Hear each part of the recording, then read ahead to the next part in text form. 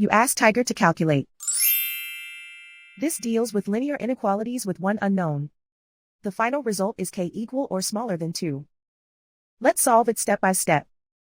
Group all constants on the right side of the inequality. Subtract 1 from both sides.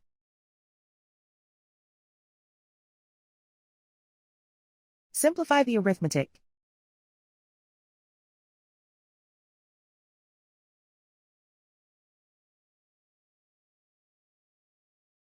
Isolate the k. Multiply both sides by 2.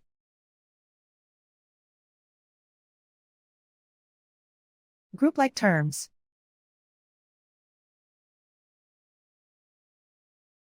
Multiply the coefficients.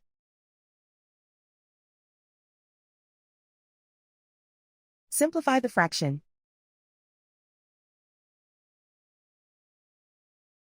Remove the ones.